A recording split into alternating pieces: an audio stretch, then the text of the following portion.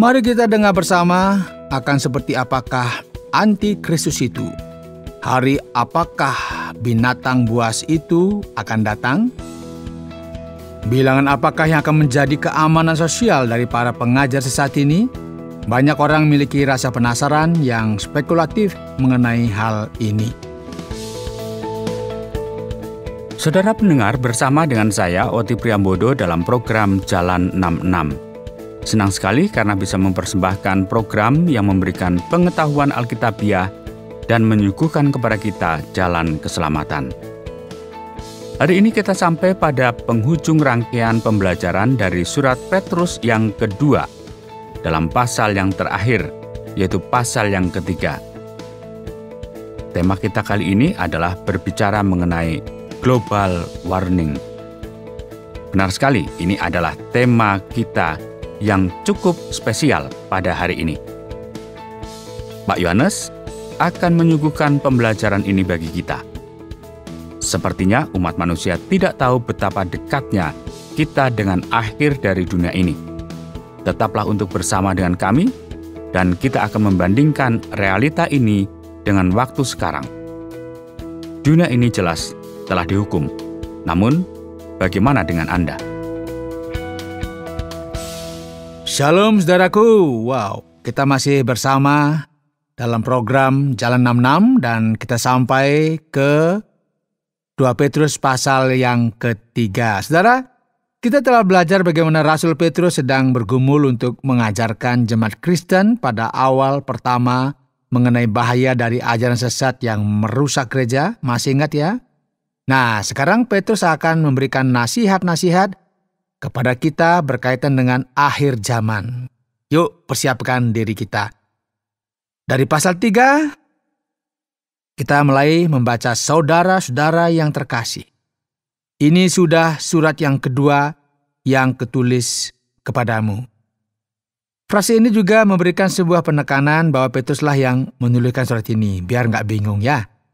Di dalam kedua surat itu, aku berusaha menghidupkan pengertian yang murni oleh peringatan-peringatan, supaya kamu mengingat akan perkataan yang dahulu telah diucapkan oleh nabi-nabi kudus dan mengingat akan perintah Tuhan dan juru selamat yang telah disampaikan oleh rasul-rasulmu kepadamu.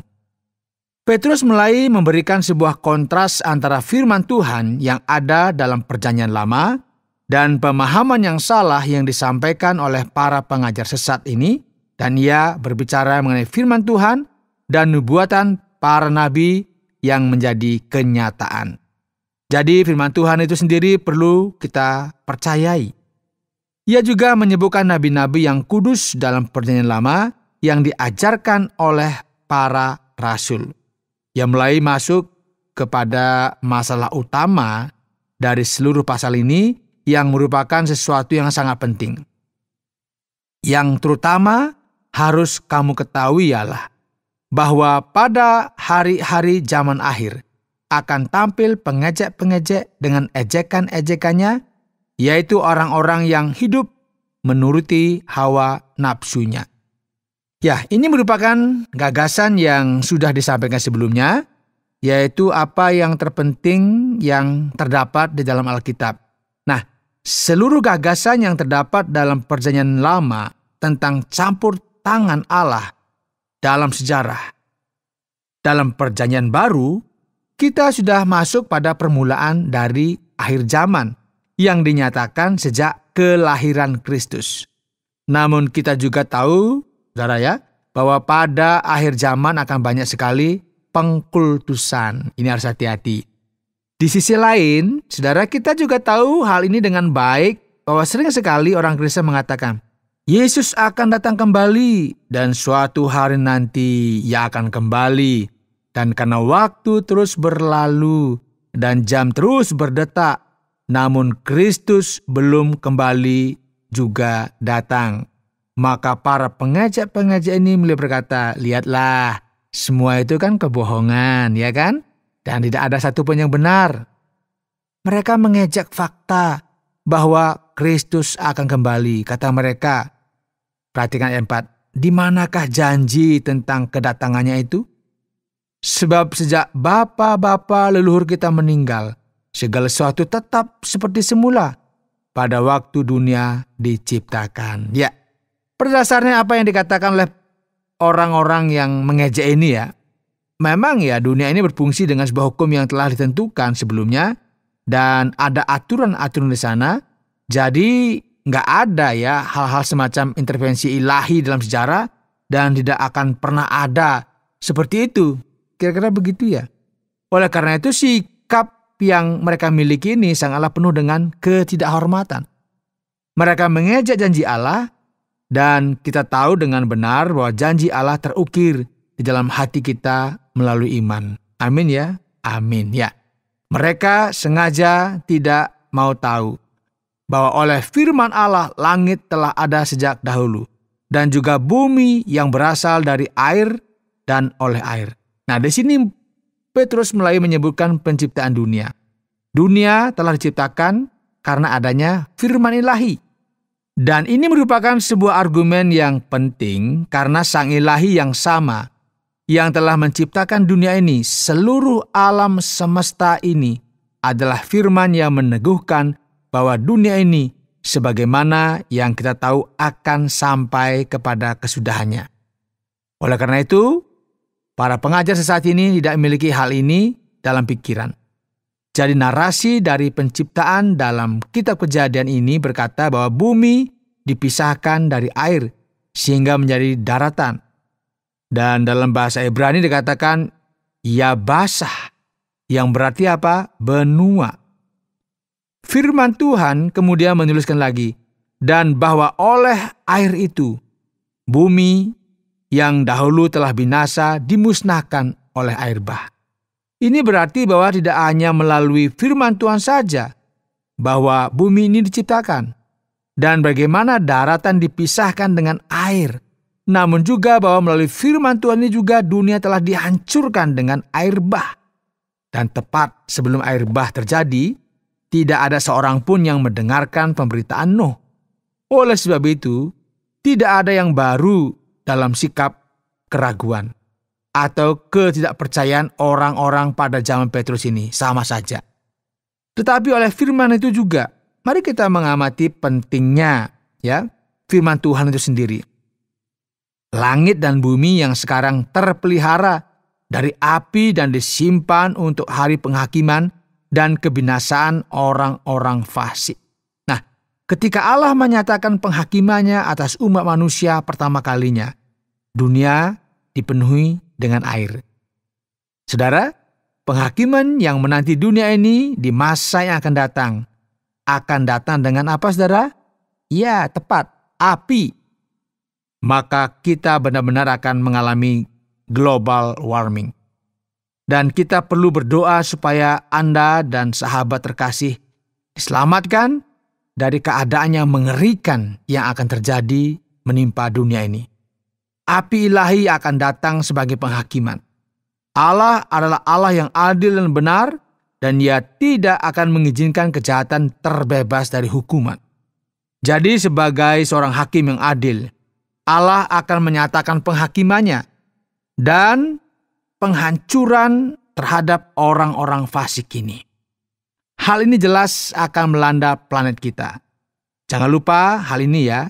Namun demikian apa yang sebenarnya merupakan masalah utama adalah argumen orang-orang yang tidak percaya akan hal ini, yang berkata bahwa sudah berlalu, sudah terlalu lama kita nantikan.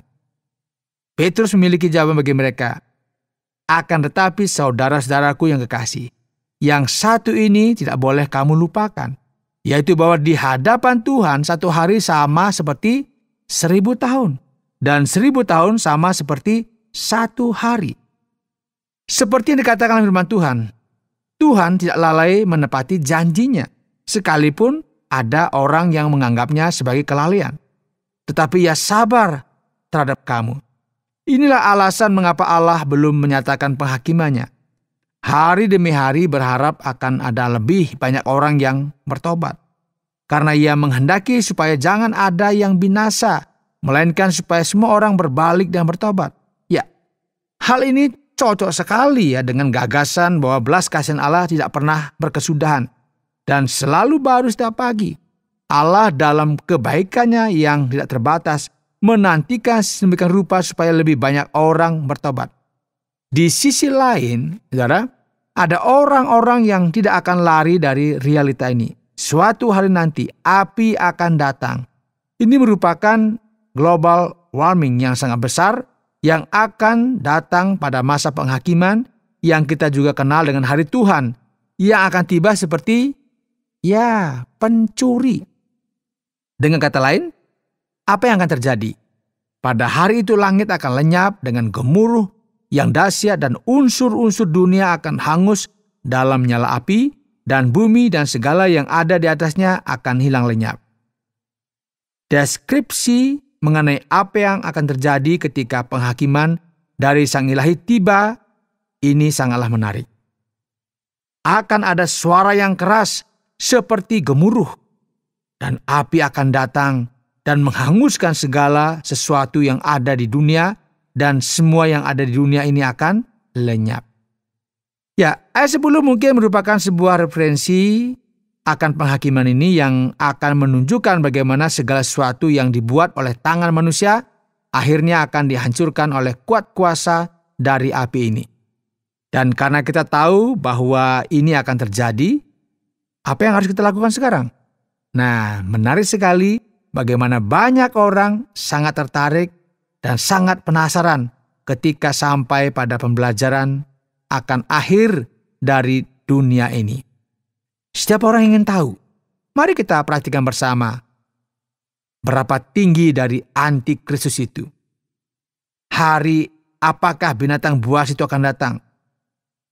Dan apa yang akan menjadi bilangan atau angka rahasia dari nabi palsu ini? Banyak orang memiliki rasa penasaran yang spekulatif mengenai hal ini. Namun demikian, saudara yang dikasihi oleh Tuhan, Alkitab jelas sekali menyebutkan semua ini. Namun tujuannya bukanlah untuk memuaskan rasa penasaran kita atau menentukan setiap detail yang kita perlu ketahui. Rasul Petrus memberikan sebuah penekanan. Jadi jika segala sesuatu ini akan hancur secara demikian, betapa suci dan salehnya kamu harus hidup, yaitu kamu yang menantikan dan mempercepat kedatangan hari Allah. Saudara, tugas kita adalah untuk hidup seperti ini, suci, kudus, dan menolong orang lain supaya apa? Bertobat. Karena dengan demikian, kita sedang mempercepat kedatangan Kristus kembali. Pada hari penghakiman nanti, dunia ini akan dipenuhi dengan api. Dan saudara yang dikasihi oleh Tuhan, bagi Anda yang peduli dengan planet kita, dan mulai mencairnya kutub es, bersiap-siaplah. Karena pada hari penghakiman Allah tiba, maka kita akan mengalami yang disebut dengan global warming atau pemanasan global yang sangat besar. Pada hari itu langit akan binasa dalam api dan unsur-unsur dunia akan hancur karena nyalanya. Tetapi sesuai dengan janjinya, kita menantikan langit yang baru dan bumi yang baru, di mana terdapat kebenaran. Hanya setelah penghakiman ilahi inilah kebenaran akan berkemenangan, dan ini akan menjadi sebuah masa baru dalam sejarah umat manusia, yaitu ketika kita dipimpin oleh keadilan Allah, supaya kita hidup selama-lamanya dalam sukacitanya. Sebab itu, saudara-saudaraku yang terkasih, sambil menantikan semuanya ini kamu harus berusaha, supaya kamu kedapatan tak bercacat dan tak bernoda di hadapannya, dalam perdamaian dengan Dia.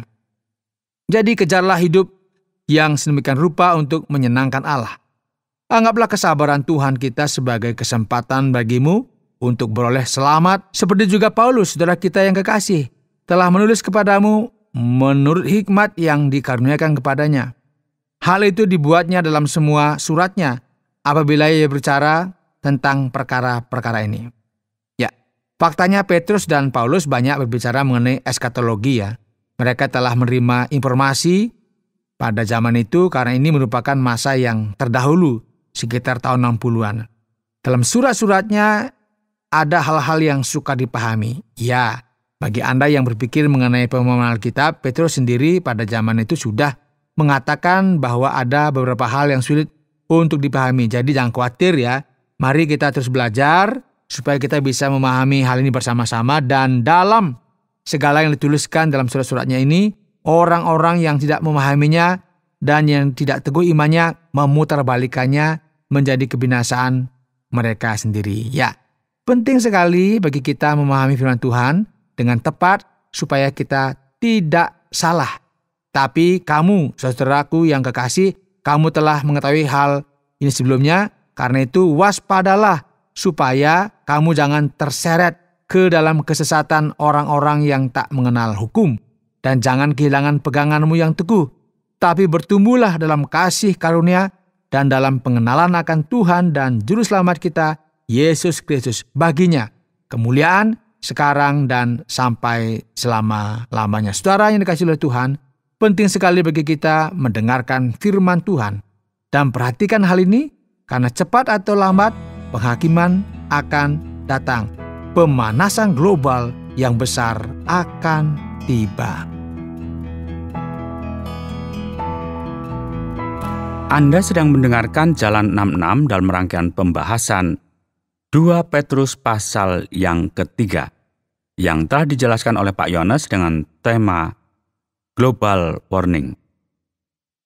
Kita masuk dalam sesi tanya-jawab pada pembelajaran kali ini. Sekali lagi, saya kembali untuk menanyakan beberapa hal yang sulit dari surat 2 Petrus pasal yang ketiga. Pak Yones, setelah materi yang luar biasa disampaikan, bolehkah Bapak menjelaskan kepada kami apakah api senantiasa berkaitan dengan penghakiman dalam Alkitab? Iya Pak Oti, ini merupakan sesuatu yang menarik yang perlu kita perhatikan bersama. Ada banyak orang yang memiliki kecenderungan untuk menggunakan simbol-simbol dan metafora-metafora di dalam Alkitab dengan arti yang sama di dalam setiap bagian. Ya, mereka berpikir bahwa simbol senantiasa memiliki arti yang sama di dalam seluruh bagian Alkitab, namun tidak seperti itu kenyataannya ya.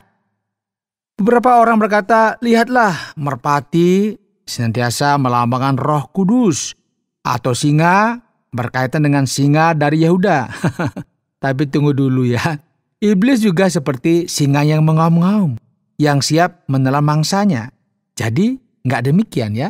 Terkadang api dalam Alkitab memiliki arti pemurnian. Jadi api juga bisa memiliki sebuah arti yang positif.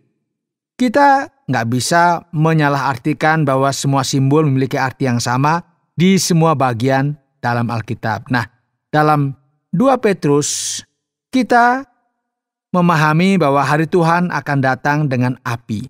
Api di sini memiliki arti apa? Penghakiman. Namun kita perlu memperhatikan hal ini dengan benar, karena tidak semua hal ini di dalam Alkitab menyebutkan tentang api memiliki arti penghakiman. Yang berikutnya pada ayat yang ke-8 dikatakan di sana bahwa 1 hari sama dengan 1000 tahun dan 1000 tahun sama dengan 1 hari. Sepertinya Allah melampaui semua waktu, jadi apakah kita bisa mengkaitkan hal ini dengan kitab Kejadian mengenai hari penciptaan, Pak Yones?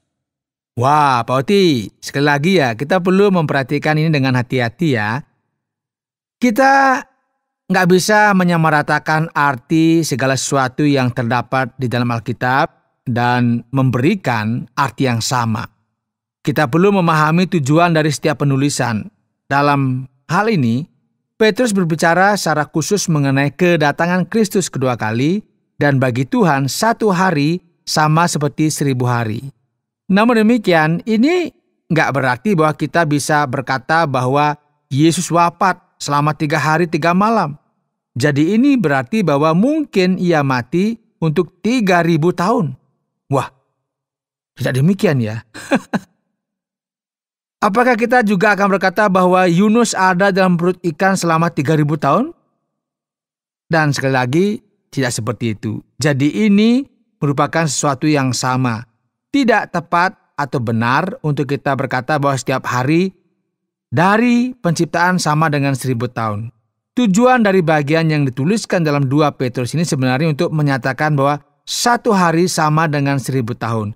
Ia berkata bahwa waktu bagi Allah sangatlah berbeda dengan kita. Dan Petrus menggunakan kata kiasan ini untuk mengatakan hal ini.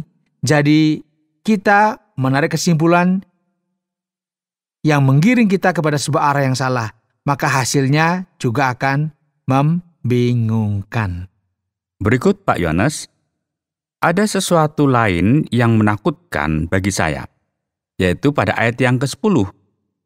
Apa yang Petrus sampaikan di sini? Kehancuran akan dunia ini, langit hancur, dan alam semesta juga akan hancur. Bagaimana kita bisa memahami bagian ini, Pak Yohanes? Ya, ini merupakan sesuatu yang agak sulit. Gagasan yang diberikan di sini adalah ketika waktunya tiba, akan ada sebuah bencana alam yang akan melibatkan semua unsur ini. Jadi ketika bagian ini menyebutkan bahwa elemen-elemen akan dihancurkan oleh api, beberapa ahli percaya bahwa ini merupakan sebuah referensi segala sesuatu yang ada di dunia, dan ada orang lain juga yang percaya bahwa bagian ini merupakan referensi dari bintang-bintang dan planet-planet. Nah, mengapa demikian? Karena gagasan yang kita temukan dalam eskatologi adalah bahwa ada bagian dalam perjanjian lama yang berkata bahwa langit akan menjadi gelap gulita, akan ada gempa bumi, dan ini juga merupakan sebuah referensi yang kita bisa temukan dalam Kisah Para Rasul pasal 2. Oleh sebab itu, gagasan yang ada di sini berkaitan dengan kehancuran total. Jadi sekarang kita perlu memahami bahwa ketika Petrus menuliskan hal-hal eskatologi ini, ia memiliki kalimat yang sangat terbatas, yang tidak bisa dijelaskan dan tidak bisa diucapkan. Jadi nampaknya kedatangan Kristus, kembalinya Kristus untuk kedua kalinya, hari Tuhan akan datang bersamaan dengan penghakiman ini yang akan melanda seluruh dunia, seluruh angkasa raya, planet, bintang-bintang dengan sangat dahsyat. Jadi sekarang ungkapan yang disampaikan dalam 2 Petrus ini, bumi dan segala yang ada di atasnya akan hilang lenyap. Ini bisa menjadi referensi bahwa segala sesuatu yang telah salah akhirnya akan dilenyapkan oleh Tuhan. Dan kemungkinan lain adalah bahwa segala sesuatu yang dibuat dunia ini akan dihancurkan. Segala sesuatunya akan dimusnahkan. Jadi kita bisa berkata bahwa ini merupakan sebuah deskripsi yang diberikan oleh Petrus secara umum dan sama sekali tidak bersifat khusus. Baik Pak Yohanes. Jadi dengan demikian kita bisa memahami bahwa akan ada bumi baru dan langit yang baru seperti apa yang dikatakan dalam ayat yang ke-13 Pak Yohanes. Iya, ketika kita sampai pada hal ini, para ahli pun memiliki pendapat yang berbeda-beda. Ada yang berkata bahwa ini merupakan sebuah deskripsi umum yang ketika Alkitab berbicara mengenai hal ini merupakan sebuah referensi dari kekekalan, yaitu fakta bahwa kita akan hidup selamanya di hadapan Allah. Ini merupakan salah satu kemungkinan saja ya. Nah, yang lain memahami hal ini sebagai sebuah bencana alam yang luar biasa yang akan terjadi dan melanda seluruh bumi dan segala sesuatu yang ada di dalamnya. Adalah sebuah milenium baru. Dan kemudian Kristus akan memerintah di dunia dan segala sesuatu yang terdapat di dalamnya akan berbeda. Ya, ini merupakan pendapat yang banyak dimiliki oleh orang-orang. Sebenarnya firman Tuhan tidak condong kepada hal ini. Karena ini tidak disampaikan secara khusus. Jadi pendengar yang dikasihi oleh Tuhan, harus banyak belajar mengenai hal ini.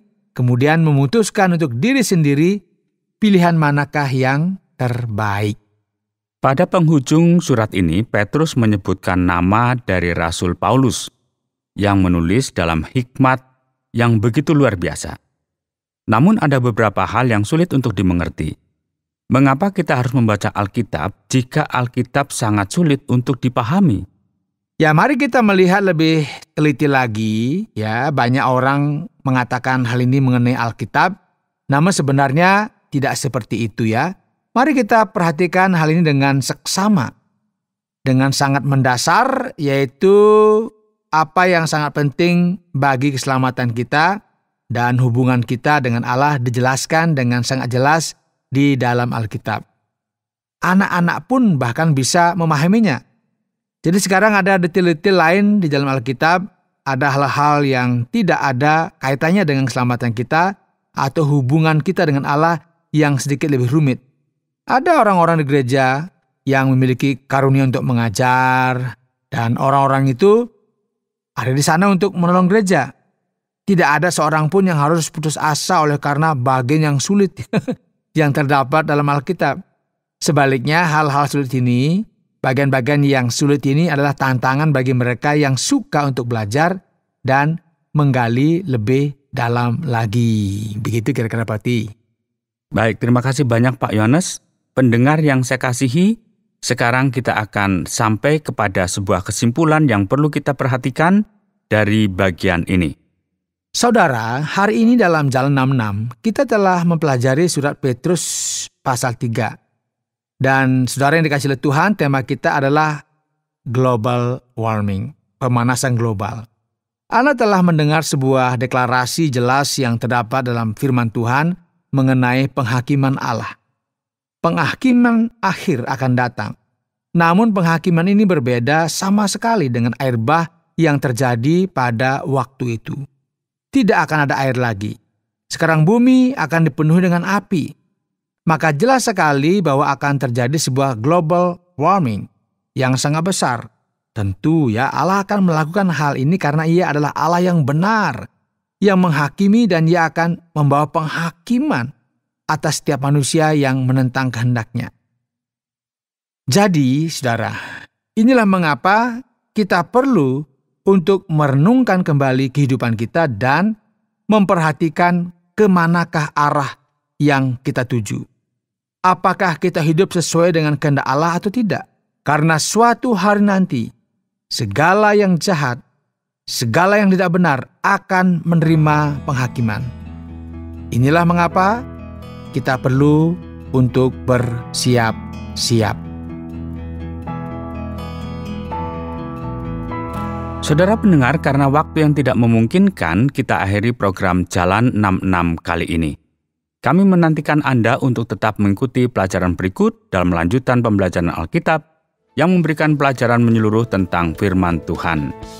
Jika Anda memiliki pertanyaan atau berespon terhadap topik berhubungan dengan program ini, silakan menyampaikan melalui WhatsApp ke nomor 081 333 777 386. 081 333 777 386. Terima kasih atas perhatian Anda.